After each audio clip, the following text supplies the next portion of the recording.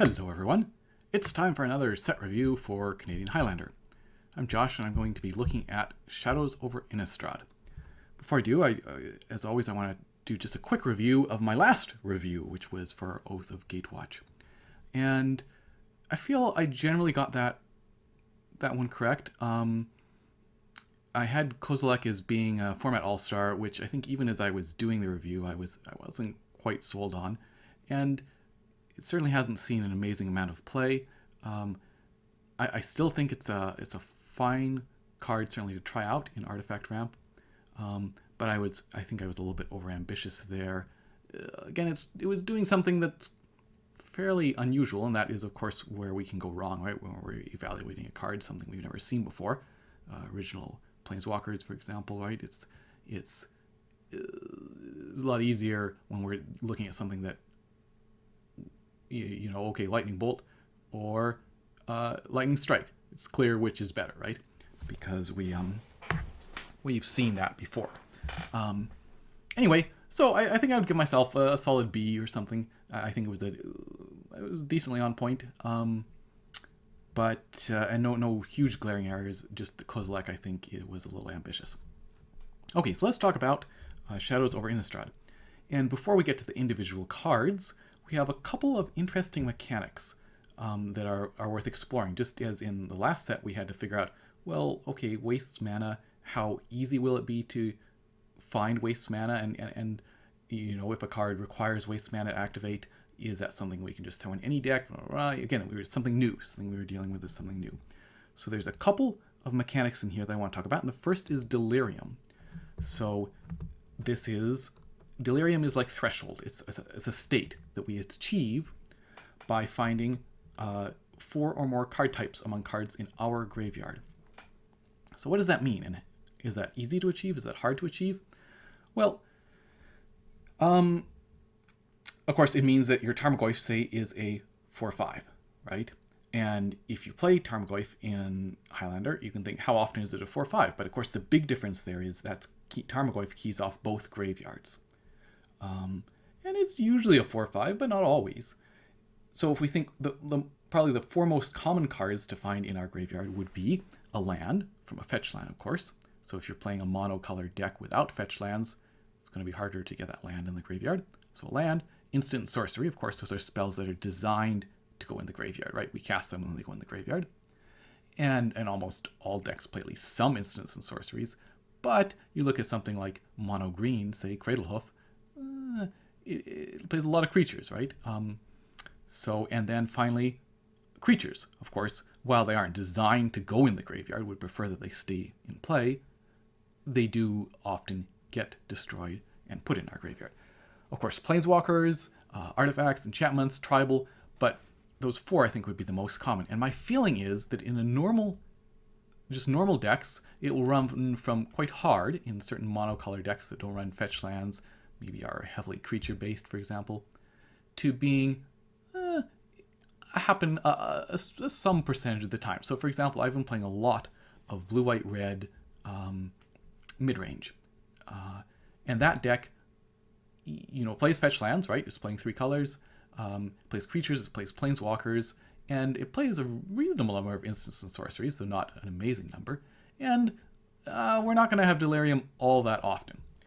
So my feeling is for a normal type of deck, the card needs to be good enough on its own, and the Delirium just has to be a nice bonus. Of course, some decks are going to maybe be trying to dump cards in their graveyard. So I'm thinking of Reanimator, for example. And in those, maybe we will much more consistently have Delirium, and so we can play cards where we are playing it basically for the Delirium cost. But my feeling is that it needs to be good enough without Delirium. That Delirium will be, in general, somewhat hard to achieve. Okay, so then let us look at the other interesting mechanic, and I love this. This is clues and investigate. It's just so, I haven't followed the lore at all. Apparently there's some investigation, some great story going on.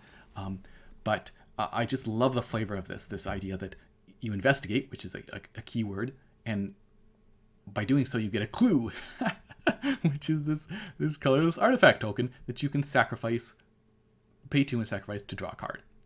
Awesome. Oozes flavor. How good is a clue is our question, right? This is, again, something quite new. We haven't seen anything like this at all before. And if we get to investigate, what is that worth, right? How much is that worth? What is a clue worth? Get a clue. Okay, so obviously it's worth something, right? We'd love to just have a permanent ability to spend 2 and draw a card. Sounds amazing.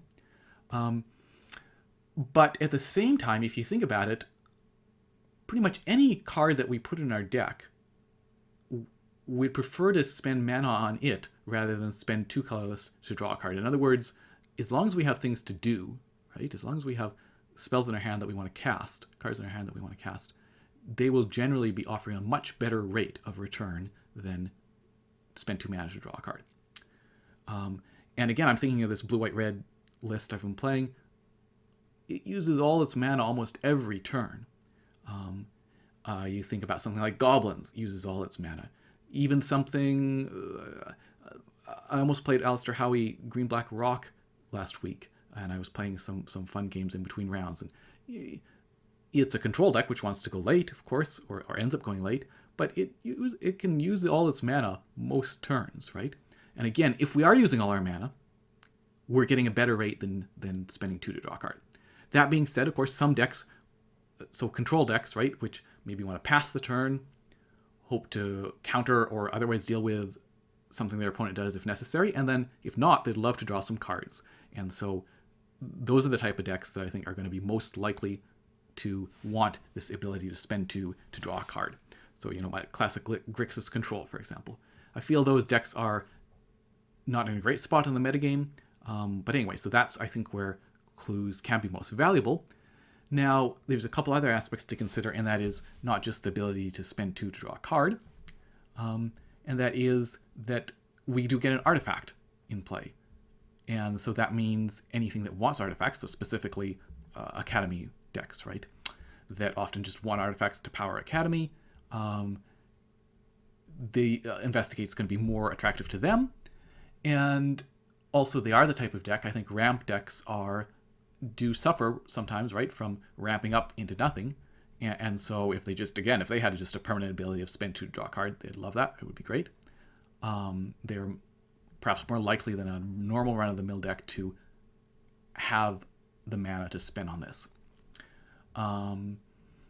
And finally, if for some reason you want to just sacrifice permanence, this does put a permanent into play, right? If there's cards that you're playing that like to have extra permanence in play, we are getting extra permanence in play that unless we key off artifacts or otherwise key off of permanence in play, that's not going to affect the board, but something to be aware of. So my feeling again here is that Investigate is not clues are not particularly valuable. They have some value and more value in some decks than others. But in and of themselves, I think we can see that normally we have better things to spend our mana on. Okay, so let's get going. So as before, I'm going to start with Format All-Stars. Start with the best cards here. And we're going to start with this one, Behold the Beyond. Now, this is I feel a little bit tentative of putting this as a Format All-Star because I've never played Storm, right? Played against Storm a bunch, but I think this is a very strong card in Storm. Again, they're playing Demonic Revelation, and this, in most cases, is better than Demonic Revelation, right? Because it gets 3 cards instead of 2, and 3 is sort of it's the Jinn number, right? If we get 3, we get Lotus, both of the Lotuses, I'm blanking, Black Lotus and Lion's Eye Diamond, and Yawgmoth's Will. So then suddenly we can play our entire graveyard and we have 9 mana with which to hopefully win. So I think that this is a great card for Storm. Could be wrong because I haven't played Storm, so I can't know for sure, but I'm going to give it a Format All-Star. Clearly the best card in the set. No, this is obviously not a Format All-Star, but it's such a cool card, right? I think I want to say that I may have been the first person to actually win a game with Hetsudeki's Second Right in Highlander, but that may be wrong. In any case, it's super cool winning with these types of cards. And I think this fits in with Second Right in that it's clearly not optimal, right? I don't think we'd ever say that the best build of a particular deck say, has this card in it, but it's not terrible. It's not terrible. Now, Second Right is nice because it's disguised. It's instant speed.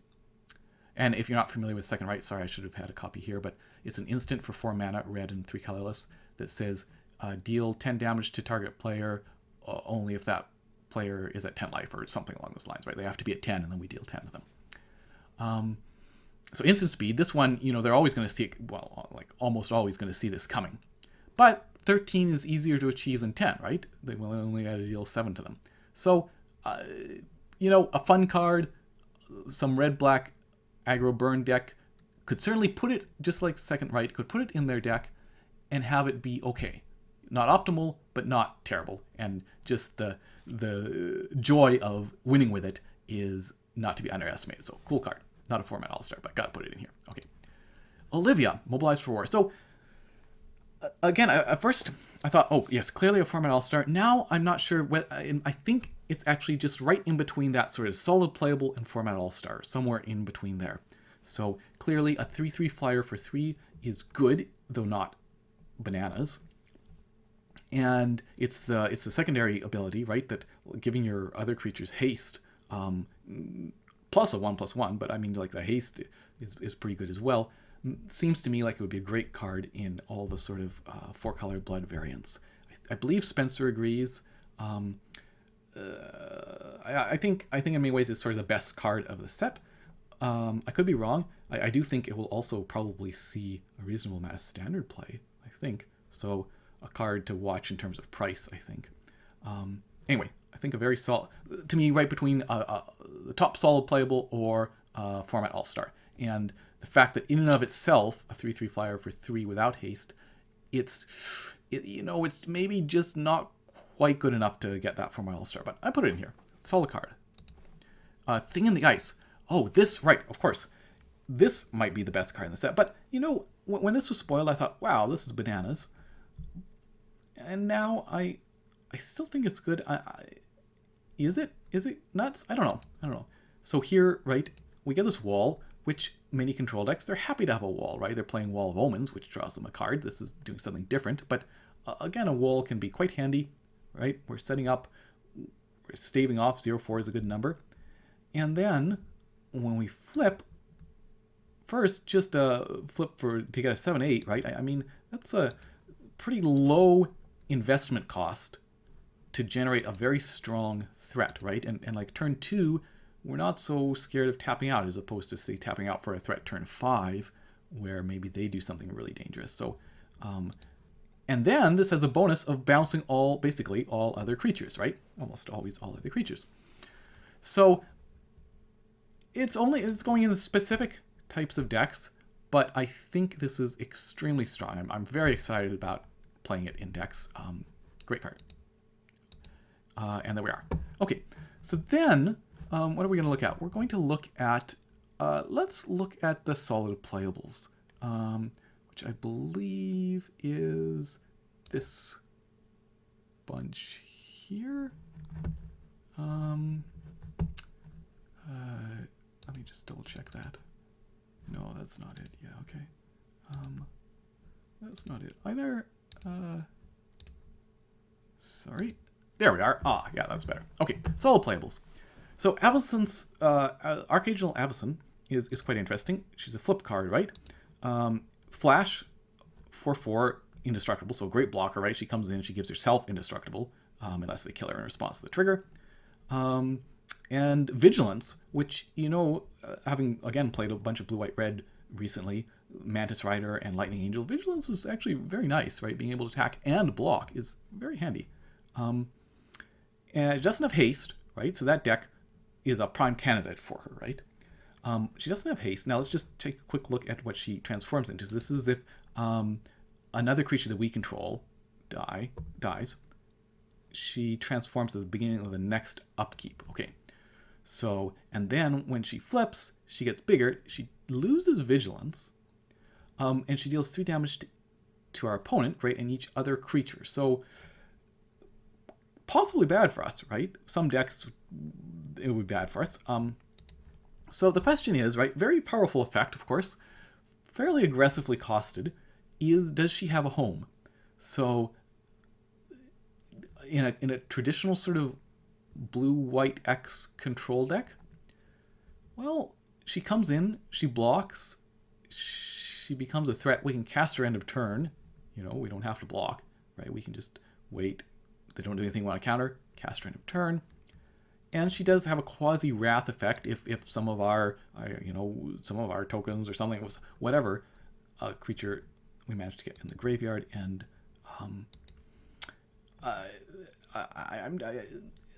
there's a lot of 5-drops, right? The Sphinx, Dragon Lord, Ojitai. There's some good finishers in sort of that blue-white list. Worth trying. I'm not sure that she quite makes the cut, but worth trying. In blue-white red, the list I've been playing, right, which is a lot more aggro. It's not a control deck. She's kind of fighting for the dragon slots that have haste. So yes, flash is great, but we're not necessarily running a ton of counterspells. We're often just running our creatures out there, and we really like that ability to have haste. But I mean, she's pretty good. I think that would be the best deck for her, and I'm just 5 mana, a lot of 5 mana cards, right? It's tough, that 5 mana slot. So I think she's solid, but I don't know if there's a home for her. We'll see. Okay. This is great in White Weenie, which one of the strengths of it is playing all sort of Anthem effects. Sure, I didn't put it on Format All-Stars just because that deck often does have some token creatures, but I think it's a very, very strong card. Speaking of White Weenie, this is great. It's a 1/1 flyer. Benjamin Wheeler will love this. Taps target creature, great. And again, we're playing it just for this text, but sometimes we get to tap on the beginning of their upkeep. We get to tap a creature. Awesome. So I think very, very solid playable. This is an intriguing card. So we can conceivably play it and draw a card on their next upkeep, right? I mean, we're probably in good shape then if they have no cards in hand anyway. It's got Madness. Again, I've never actually played mono black aggro. There's lots of competition for 1 and 2 and 3 drops, etc. Is this good enough? Will we ever use the Madness ability? I think it's an intriguing card. Again, if we're sort of Suicide Black, we are trying to empty our hand pretty fast. Again, it may not see play. I think calling it a solid playable is slightly ambitious, but it's an intriguing card nonetheless. This is just a great 1-drop for any sort of aggressive red deck, just because often it's playing the one Jackal Pup and the Jackal Pup that pumps itself, right? And this is just so much better because it doesn't have that downside of dealing damage if it gets dealt damage. Every once in a blue moon, maybe this will affect it, but we're just playing it as a 2/1. For 1. This, I really like this, actually. I think this is, again, one of the better cards, one of the cards I'm most excited about for Highlander in this set. It's just a very solid card. Better than, what is the one, there's a 4-mana one that was just recently printed, Utter End. And I think we're almost always happy to pay 1 less mana at the cost of 3 life. So I think this is a solid card for like Esper Friends and stuff like that. And speaking of Esper Friends, I think this fellow is also quite strong. I was thinking, okay, is it good as 6 mana Elspeth? And yeah, I think it's, obviously they do different things, but you can come down, get up to 7 loyalty, draw us a card, and possibly dome our opponent, right? This can potentially add up very quickly. Or it comes down, protects itself, which is very important in a Planeswalker, right? And gains us some life, which is great. Again, it's a 6-drop, and that's perfect. That's what we want our 6-drop to be doing. We've traded our resource, life, to get to a later stage of the game where we can play our more powerful cards, right? We've traded life for time.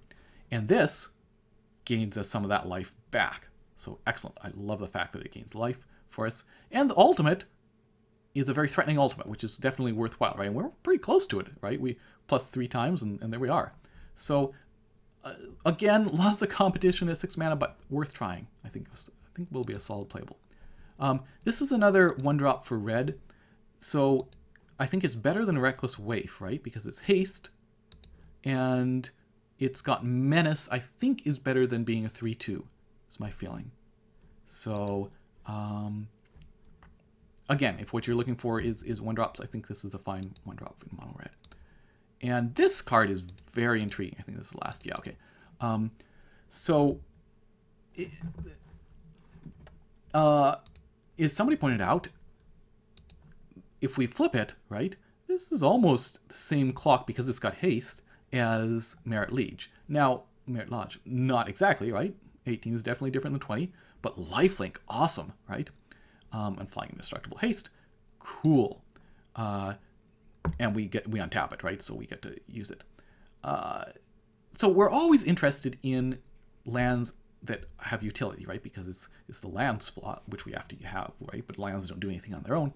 But if it also becomes a spell, great. It's colorless, right? But we can afford to play a few color. So a typical deck, right, can afford to play a few colorless cards in our pool, in our lands. This ability then, right? 6 mana to and a life to put a 1/1. Again, it's just a utility, great. And then every once in a while we'll use this. So does it get in, for example, Cradlehoof, which is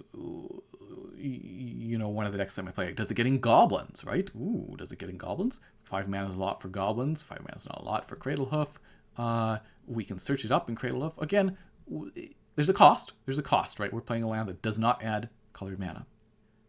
But, so it's competing against other utility lands. I think that it's got enough upsides that it will definitely see play, but I could be wrong. Yeah, I think it's quite. My feeling is it's actually going to be a really strong card, or a really solid card. Really solid card. I don't know how often it actually gets flipped, but a really solid card. But it is possible that maybe it just doesn't quite see play or just sees marginal play. Okay, great. So then let's move to the marginal playables, and there we are. Okay, so this Ghost Away says exile all our creatures. This says exile any number of target creatures we control. So in most cases, it won't matter. I think we would generally prefer target creatures, though obviously if we're playing like illusions or something, we wouldn't. So I think this now is the first copy of Ghostway, and Ghostway becomes the second copy. Not a lot of decks playing Ghostway, but if you want another one, like I think this is a slightly better one, I think. And if you want another one, of course, now we have 2. Okay, search for an equipment card. So, or an aura. Yeah, my feeling again is the problem is, like, normally we're searching for an equipment card with this. There is Steel Shaper's Gift, which doesn't see a ton of play, but it's very aggressively costed at 1. So again, remember, the downside of this is we're paying extra 2 mana for our equipment, and the decks that want equipment are wanting to spend all their mana. They're wanting to get things done early, in general, right? In general. And so, tacking on 2, like maybe you'd just rather play another sword, right? There's a lot of swords that don't get play that are pretty good, and that way you can play and equip at 5 mana instead of casting this and casting it and then equipping next turn. I don't know. It's possible that maybe there's also some control deck that's playing Batterskull, but like and some auras, control magic. Yeah, no, that's legit. That's legit. So maybe this is fine blue-white control. I don't know. I just put it here as marginal playable. Play around with it. See what you think. But just remember, it is these type of tutors, right, are coming with a cost in terms of the mana cost. Here's another. We've had a lot of different 3 mana counter spells that have some extra effect. And here's another one. This one that has Madness. If you think you're going to be triggering Madness, then you can play this. But again, like, are you playing this over Scry or the Scry one or Forbid or all the various different options? Dissipate. So anyway, just a card to be aware of. We have Evacuate in the format. It doesn't get played. I think in most decks, Evacuate is worth spending an extra 1 mana to, always return all creatures. Does this get in High Tide? I've never played High Tide, right? So I can't tell you. It's a good card to be aware of. I just don't. I don't think it's going to see that much play. Jace. So it's always dangerous to underrate Planeswalkers, right? In Jace, but at 5 mana, I don't know. I mean, scry 1 and draw a card, or return target creature to its owner's hand. So this reminds us a little bit of Obnixilis, the most recent Planeswalker, right? Which pluses to draw a card and lose life, so this is obviously much better, or minuses to kill a creature. Obviously, the killing creature is much better. The ultimate is clearly quite good, which is relevant, right? Again, that's quite good. But I just think at 5 mana, it just doesn't quite do enough, right? We've already had Memory Adept. Of course, Memory Adept essentially only is draw a card each turn. Also, one thing to be aware of is that this would actually be a better card if it was like Bugleroom, Unraveler of Secrets, rather than Jace, because typically we're already playing 2 mana Jace, Jace the Mind Sculptor. If we're playing this, Jace Architect of Thought is better than this. I feel that Jace Beleren is also better than this. So there's 3 or 4 Jaces already, and suddenly it's definitely a downside that we have a Jace in play, we draw this, we can't cast it. Or, I mean, it's not a great situation. So, I think it's a fine card, right? Like, if you happen to own this and you're playing the type of deck that wants it and you maybe don't have some of the other Jaces, sure, it's not going to be terrible. I just don't think it's particularly good, and I don't think it's going to be an optimal card. This is interesting. Does it go in Storm? Maybe. I again, there's a deck I haven't played enough to know for sure, but a card to be aware of. This is interesting because it's control magic without the downside of you just control the creature, which is awesome, right? That's great, rather than people bouncing or destroying your enchantment. The Madness is interesting. A card to be aware of. Right? Here's another of our 4-drop flyers with downside. Flying Trample, I don't know. I mean, it's not going to probably see play. Putting it here on marginal playables is kind of perhaps a little bit ambitious, but there might be some deck that wants this. I don't know. I guess like Reanimator, it gets cards in your bin. You are putting cards in your graveyard, so hopefully you won't have this downside. And it is a 4/5 Flying Trampler in and of itself. I don't know. Suicide Black, maybe? Another Suicide Black card. Yeah. And what is this? Oh, this is an interesting little card. So, target player sacrifices a creature or planeswalker. So, sacrifices a creature, we have better options, right? We have a 2 mana instant speed, we have 3 mana where we gain life equal to their toughness, or, of course, we have sorcery speed with flashback with Chainer's Edict, right? But a planeswalker, control decks, right, are traditionally weak to planeswalkers, right? They're a bit of a thorn in one side. So, being able to... Now, the problem is a lot of planeswalkers create a creature, but I guess they can cast their planeswalker, they activate to, say, create a creature, and we respond by casting this, if they have an empty board otherwise, and then they are forced to sacrifice their planeswalker. And then, if we do have Delirium, sacrifice a creature and a planeswalker is strong. So, I think this is worth playing, right? I think this is the type of card we would be willing to experiment playing with it just for this ability, I think. And then it does get better. It doesn't get a whole lot better necessarily, but it does get better. So, I don't know. It's a card, say, in Grixis Control, I would certainly be willing to experiment with. This is interesting. Not being able to point the damage at a player, not being able to do 2 damage to one creature. But it is instant. I think in a certain metagame, something like 1 mana, right? Something like Goblins might really like this. just because it's great for clearing the way through small creatures and, a bunch of owls, maybe a bunch of goblin mirrors, something like that. A card to be aware of.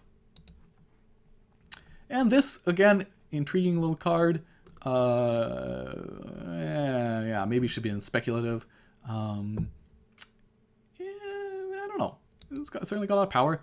This, just a card to be aware of. Reckless Worm and the red one, the 4/4 Trample for Madness, 4/3. Don't see any play, but again, if you're putting together some Madness deck, I think Haste is better than Trample in most cases. So, a card to be aware of. And this, I think, is a fine card. Again, a 2/2 first strike. I don't know. Maybe it's not. Maybe we'd rather play first strike protection from white, I think it is. I guess if you're playing, especially if you're playing Chris Sutherland's double strike deck, then maybe this for sure gets in there. I don't know. Marginal playable. And does this go in Storm? Maybe.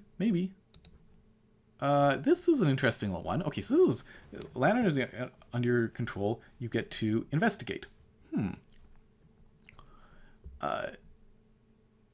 So with fetch lands, right? There's two. Play this, play a fetch land, sacrifice it. You've suddenly got 2 clues, and it also gets bigger when you sacrifice a clue. Now, so remember, clues, I think we decided were most valuable in, say, control decks. And getting a bigger creature, like having a 3/2 that gets bigger potentially, not exactly what we want to be doing in control deck. So I think there's some anti-synergy there. I think it's worth trying, say, in green-black rock, right? Which sometimes does, have a lot of mana and would like to use its clues and doesn't mind having a threat, right? You do want to close out the game. I don't know. I'm just not convinced that it has enough synergy and does enough to get played. Ooh, this one. I put this here in marginal playables, but I could be wrong. It's again pretty interesting. So it's a 6/6 Death Touch for 5. We could be playing Spiritmonger, but that's big stats. Sacrifice land at the beginning of your upkeep. Okay, we may play an additional land on each, so we can cast this and we can play an additional land. Playing an additional land is a nice effect. And whenever one or more lands are put in your graveyard from anywhere, draw a card. Intriguing. So, obviously, like some lands deck, this lets you go off easier in some cases. Lets you draw an entire deck. Again, I just don't know. This, right? This seems to be some sort of combo-ish type thing. But the 6/6, is that what we want to be doing? And then they can kill it. It's a lot, wouldn't we rather have it be an enchantment or an artifact or something a little harder to deal with? I don't know. It was pretty intriguing. Does it go in like green, black rock? It's worth trying, I think. It's worth trying. This, I think, is actually playable in a blue-white skies deck, right? Put it on Invisible Stalker, put it on some hexproof creature, ideally with flying itself, and essentially a 4/4 haste, right? A 4/4 haste is pretty good. So I think in the right deck, this is actually fine. So this transforms, right? So we tap another creature to transform it into a 2/3. So we cast it. Next turn, we cast another creature, and we can tap that and tap this. And then we have a 2/3 that can get bigger and must attack. Is that worth all that work in sort of Boros aggro? Probably not. We can discard a card to make a 3/2 flyer for 2. Does Suicide Black want this? Maybe. I don't know. Probably not. Okay. So now my understanding is we can only use one ability. Like we can't just keep going back and forth, right? We put a wolf token in. Yeah, I guess we have to, right? We put a wolf token in play, and then we can't just like use this transform, use it again. Blah blah blah. It's still the same entity. So, okay. So we have 2 options when we cast it. We can make one of our creatures bigger, and it gains vigilance, which is nice, and haste. Okay, cool. But that's not affecting the board directly. In other words, we do that if it's going to win the game for us, or if it's obviously advantageous in that particular position for us to do. But it's not a real, it's very, very game-specific, board-specific. Or we make a wolf creature. So far, we've paid 4 mana to get a wolf creature, and a 3 loyalty planeswalker. Okay. And then, now, okay, we can make our creatures bigger, but again, this is very board specific, right? And, yeah. Or we can shoot something, either a creature or player, which is great, for 3 damage, and then we're going to flip back and next turn get another wolf. So we get a wolf, next turn we lightning bolt something. And this, by the way, it's hard to see us getting up, having this actually matter. Like, we have to, so many turns, right, to get, we plus, maybe we plus, transform, and then, and we have to have creatures in play. I don't know. So I just don't feel that this combination is quite powerful enough, right? Like, it's okay against another creature deck, but like, what if they kill your wolf and then attack in and kill Arlinn Kord? Not so great. What about a control deck? You put a wolf creature into play. Next turn, you lightning bolt them because they have no creature worth killing, and so now you've spent 4 mana for a planeswalker and 2 activations, and all you've got is a 2/2 wolf. Like, it's not great.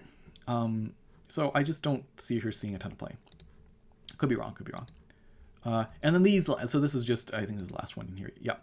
This is just a representation of these lands. There's 5 lands, allied colors, I guess, that you can reveal an island or, island or swamp or whatever from your hand. It doesn't have to be basic, right? So it can be a duel, or a Rav duel, and it comes into play untapped. This reminds me a little bit of the Shards lands, right? They come into play untapped as long as you don't control more than 2 other lands.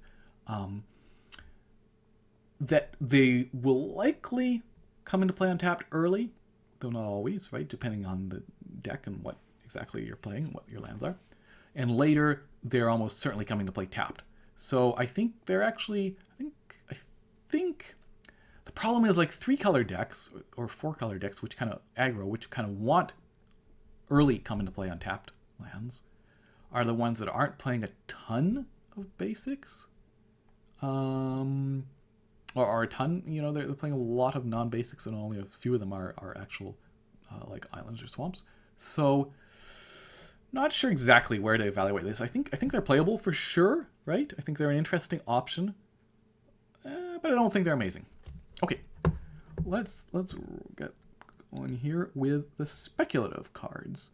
So these are cards. Is that speculative? Yes.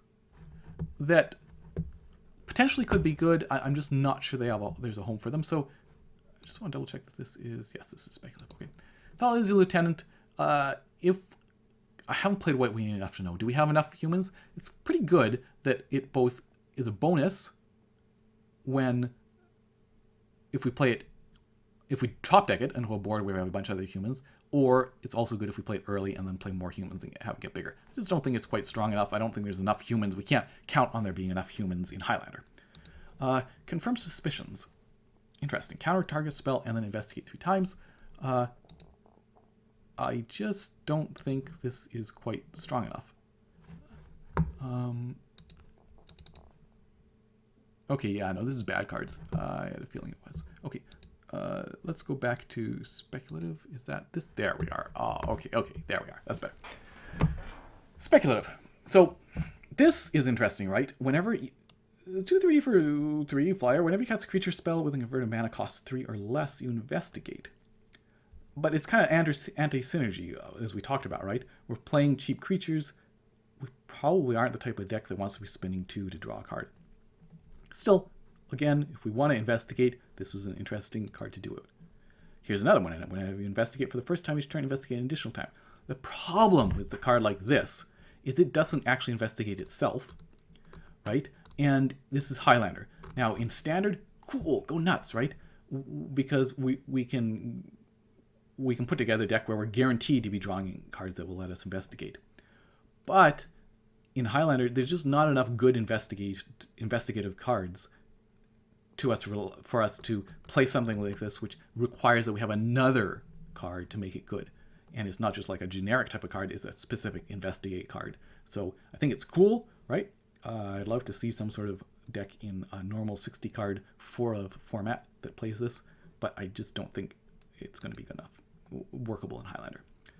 This is kind of intriguing, right? At the beginning of your upkeep, you may discard all cards in your hand if you do draw that many cards. I mean, I think we'd all love to have an emblem with that. Is it worth a card with these stats? I don't know. Some specific deck might want this. This is kind of new, right? I don't think we've seen something specifically like this. So just something to be aware of. Again, if we're playing off of a madness, then this is like a sleight of hand that doesn't cost us a card somehow, right? But other than that, I don't think it's going to see any play. Though, unlike sleight of hand, it does put the other card in your graveyard, which is generally better. Here's another investigative card. Right, so whenever creatures deal combat damage, investigate. But again, I think we decided clues are probably best in control decks. Exile a creature card, investigate, gain 2 life. I mean, go nuts. Yeah. And here, just an interesting card to be aware of. Again, speculative. I don't have any clue what deck it would go in, but an intriguing card.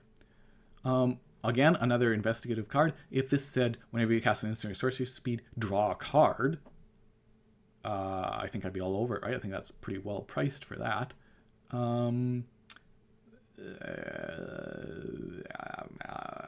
don't know. The problem is that, say, Academy Ramp, which wants the clues, doesn't play a ton of instants or sorceries. Again, we have to cast at least two before we're really getting any value from it. So, yeah. And then this, is this worth playing in Cradlehoof, right? So it's like it kind of ramps you out. Like you cast this turn 1, then you cast an elf next turn, and then you can use this to tap that elf to. Do we need another quasi elf? If you do, worth looking at. This is a pretty intriguing card, right? Is this good in Storm? Again, I don't know. I don't know if we need this. Is this an effect we're looking for? Very powerful, right? Very powerful. Worth being aware of. And this, again, I don't see a Highlander deck that would want this, but it's an extremely powerful effect if we have something that keys off of that. So cool. Some more investigative nonsense. Whenever a non-token creature you control dies, investigate again. Where our creatures and clues really synergistic in Highlander. Whenever you sacrifice a clue, we get some extra value from our clues. Cool. Again, I just think we're not going to have enough cards to consistently get all the pieces of an investigative deck together.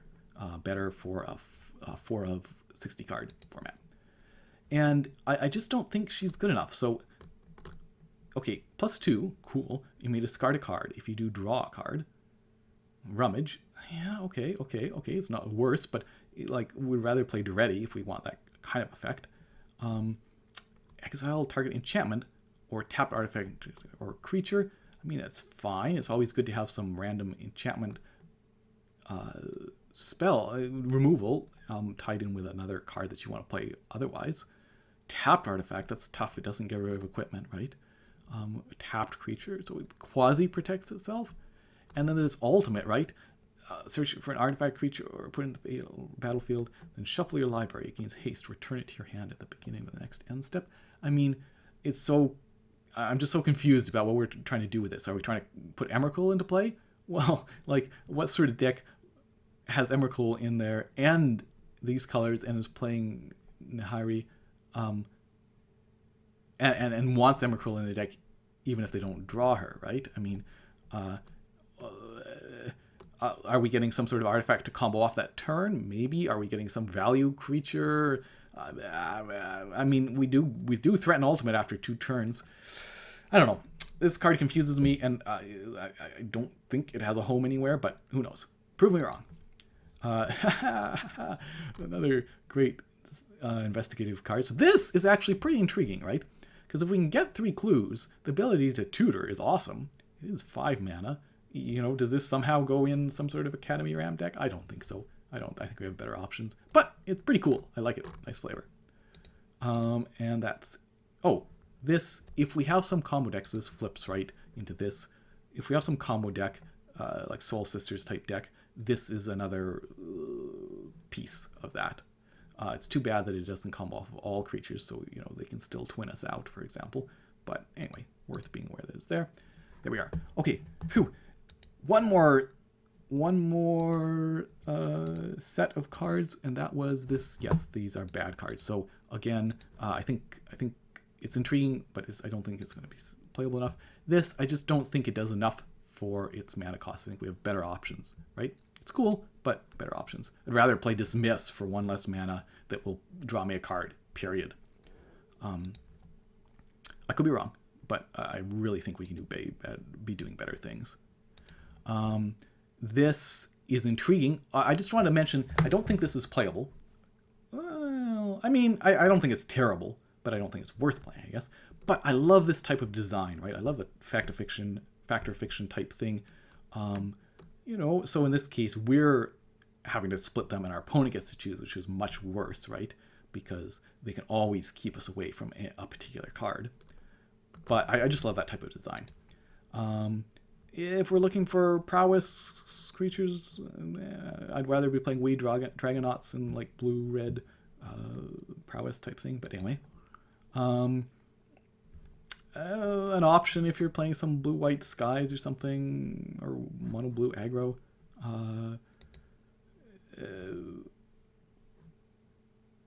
And this is fine if you got some sort of zombie deck. This probably should have been in marginal playables, I think. This, I just want to say I love the design of this. This is an exciting card. I don't think it's good enough for Highlander.